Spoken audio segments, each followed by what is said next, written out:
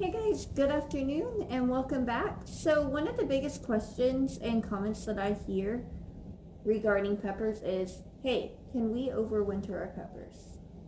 And I'm here to tell you, you absolutely can. Now, a lot of people live in northern growing zones, so they're not able to overwinter peppers. But we live in southeast Texas, so we have a little bit of advantage there.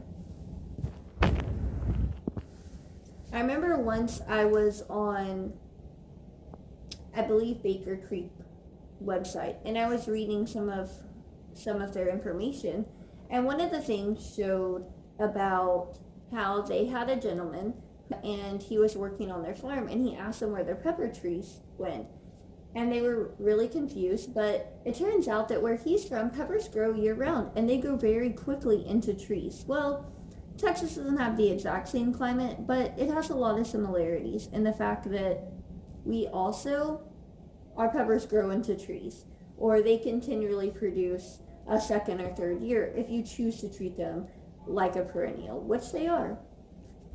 Now, this is a California wonder pepper. Originally was transplanted from my garden here in about December 18th, sometime mid to late December, into this pot. That's when we finally got our first trees. So we have a substantial growing season. We have over 288 days of growing season, and more if you know how to grow over winter. So this California wonder pepper, it is pulling through. I started it last spring from a plant start and that I bought from our local feed store. I planted out in my garden. It produced it pretty well, and then in December, I thought it was going to die. Surely it was still there. So what I did is I went ahead and I trimmed back the roots, which that's a more advanced technique. If you're new to gardening, you may not feel comfortable trimming off the roots of your plants, and that's perfectly okay. That just means that you're going to have more of a plant to take care of, and you're going to need a larger pot in order to transplant this and bring it into your house or wherever it is that you're going to bring it over winter. So for me, I don't have a greenhouse or a high tunnel outside that especially don't have space to overwinter these plants and continue to grow it. So what's best for me is that this pepper and any other pepper that I choose to bring in goes dormant. And that's a really cool advantage that peppers have to other plants, is they actually will and do go dormant. So if you live in a warm enough area where you don't get a heavy frost come winter, then your plant's just going to go dormant and come back with all the other plants, just start sprouting leaves come spring.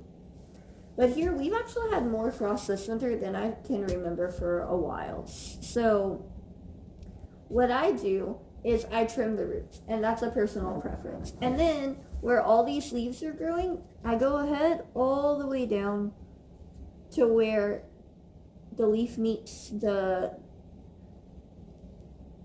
plant itself, wherever it's growing from, and just boop, right off. And I do that for about 75% of the plant.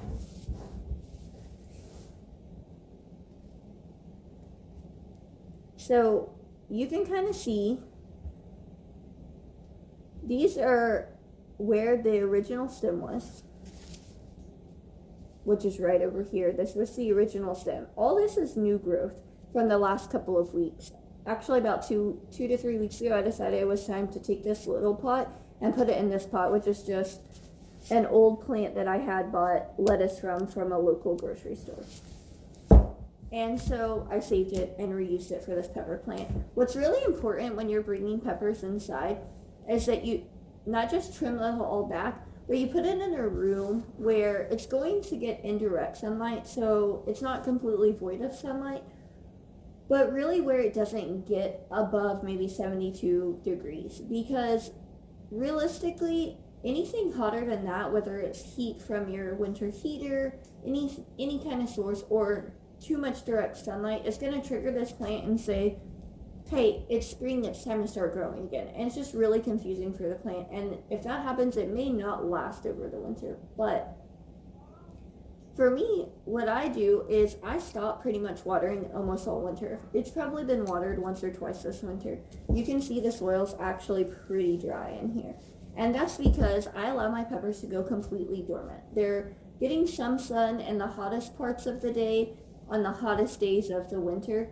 But other than that, they're really just getting occasional indirect sunlight, if any sunlight at all. Occasionally watering it. That way we don't get root rot, we don't get any soil-borne illnesses, and we're not attracting insects into our home. And also something that's really important to remember is when you do trim down these plants, make sure you remove any fruit, whether it's immature, any flowers whatsoever, if you plan to let it go dormant.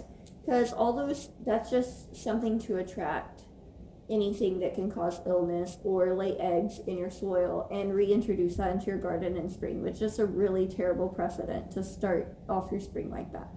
But I think this is just a really easy and simple way to at least try to bring a pepper in and try to get it to grow. So I hope this encourages you to at least give it a try. You don't have anything to lose whatsoever by at least trying. And who knows, you may be able to overwinter 1 or 2 peppers this year and then get to where you're in a place where you can plant them in a greenhouse and continue to grow peppers.